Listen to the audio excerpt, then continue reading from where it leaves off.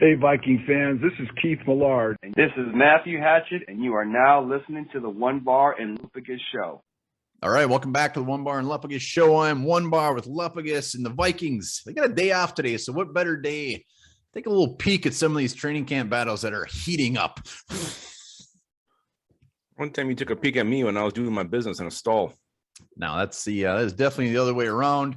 And speaking of stall, make sure to subscribe, like the video, and hashtag swag in the comments. That had nothing to do with stall. It didn't. We are getting so close to that 3,600. But we'll give out your swag, your choice. Maybe it's be a nice vest. Vest, maybe. And let's just get 4,000 subs before the season starts. I mean, I might be getting a little greedy here, but let's do it. Yeah, you're getting super greedy.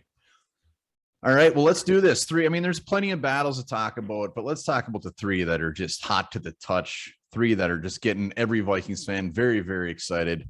And let's start off with one of the most important ones. Right guard, Mr. Oli Francis Udoh against Dakota freaking Dozier. So a couple of F middle names battling it out here. Yeah, to me, this was, I think everybody's hoping to God it's Oli Udoh. He's kind of been one of the stars at camp, really, with his play at right guard, filling in at left tackle as well. Everybody's seen what Dakota Dozier brings to the table on game day, and it ain't good. It's just bad player, not good at blocking humans. So the fact that he's even in the mix is surprising to me. I hope to God it's just the Vikings doing what they do, make the young guys earn it, keeping the veteran in place until he's ready to go. But I think Oli Udoh is going to win this one, and I hope he continues to play well. Well, and the reason it's considered heated is because they're getting pretty damn split reps when it comes to the ones. I mean, we would love to think that Oli Udoh is going to win this and love to predict that. But fact is, Dakota Dozier started 20 games for the Vikings over the last 2 years, and they love him. And even yesterday at the bank, Dakota Dozier was out there with the ones with Oli Udoh. The one thing I think, which is Udoh has got going for him, is Zimmer is a lot of praise for him, talking about how he wants him to get out there. He wants to see what he's got. And Oli Udoh, if you were to tell me he was going to be in the mix to be our starting right guard 2 months ago, I would have called you a damn liar, but I love it. Yeah, I love it too. You know, I really hope Wyatt Davis gets back in the mix, makes this a three-way competition here sooner than later. But again, Oli Udoh, I think every Vikings fan's hopes are just pinned on him right now. Yeah, I'm starting to give up on the Wyatt Davis for 2021. I'm thinking that Udoh wins the battle, and next year they both come in and battle for that spot. But Wyatt Davis, man, he's really behind the game here. Yeah, I see more like a Ezra Cleveland situation where he comes in during the season. So that's what I think is going to happen. Takes over for Oli Udoh. Show some respect. Hey, it could happen. It could happen. The best part, Udoh is going against a couple of the best defensive tackles day in and day out at practice too. So that is just going to help his cause. But let's move on to the next red hot battle. The battle of those goddamn kickers, Riley Patterson and Greg Joseph. Yeah, you know, the Vikings kicking game's been shaky the last few years, and it's kind of had a shaky camp as well. Joseph's had very up and down. Looked good at points, missed some. He did hit a clutch, 52, 54-yarder in a pressure situation. You love to see that. Patterson's been out. He's been riding the bike. He's been on the Peloton, getting his burn on, whatever the hell you Pelotoners say. I don't know what it is. But now he's finally starting to kick. I saw him nail one yesterday from quite a distance away. So Patterson pushing Greg Joseph again. Neither one of these guys have a lot of recent experience. So this should be a battle that goes all the way to the end. And again, we've already hinted at this. The winner of this might not even be on the team right now. Yeah, and this is I think this all comes down to what they do in actual game action. I mean, when it comes, Patterson got off the pup a couple days ago.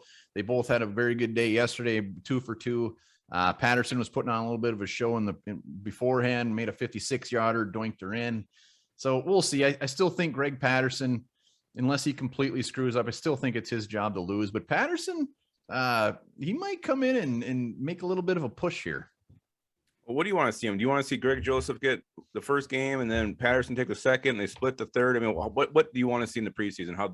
When these games start going? I think on Saturday when we see our first preseason game, the first kicker they trot out there will be Greg Joseph, and then probably second half we see Patterson, and I think they'll probably just flip it around the next game, and then pairing that up with whatever they do in practice. If any one of them is shaky, if any one of them looks nervous, I mean, Zimmer is going to be looking at these guys to see which one of them looks like they're going to shit their pants because he wants nothing to do with that.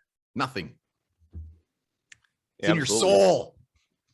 Oh my God. Yeah. I mean, the poor guy hasn't had a real reliable kicker since he's been the coach. So it's always been a questionable aspect of the team since he's been here. So hopefully one of these guys can step up, make Zimmer feel comfortable. But you got to stick with him. Whoever it is, if it is one of these two, stick with him for God's sakes.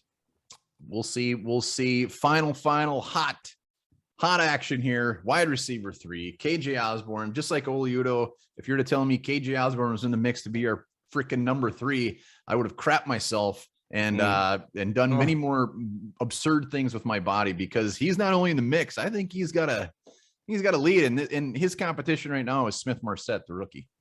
Well, a couple of things that have happened to set this battle up is, obviously the injury to BC Johnson, and then D.D. Westbrook appears nowhere close to being ready to actually take over the third spot. When he was signed, everybody kind of assumed that would be his job. He's still working through his injury. Chad Beebe's been pretty damn quiet.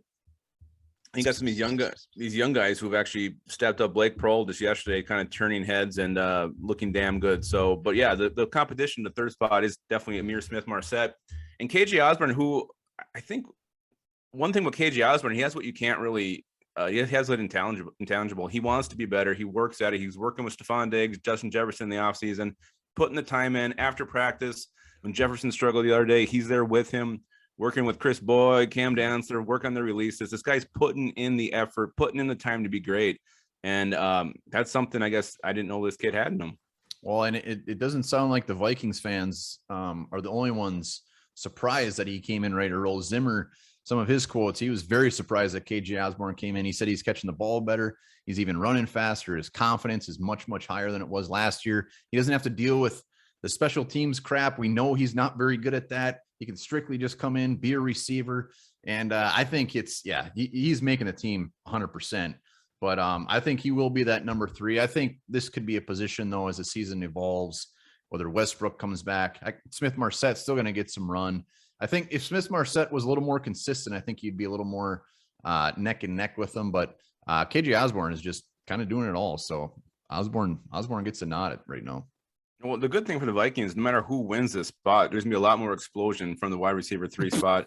I mean, Chad Beebe, yeah, he can get open every now and then. Yeah, I don't think Chad Beebe's making the team anymore. I'm putting that out there. I think he's gone. But I mean, Smith-Marsette can take it deep.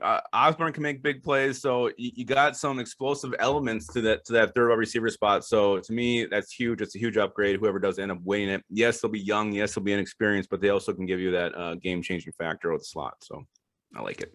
I like it. There it is. Those are our 3 heated battles. Let us know in the comments below which one is your most heated battle. Maybe it's not even one we brought up. And also, #swag, and remember to go put your red shirt on because it's National Red Shirt Day.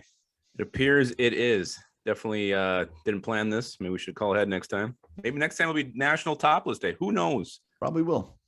I bet you didn't know this. Some cats are allergic to humans.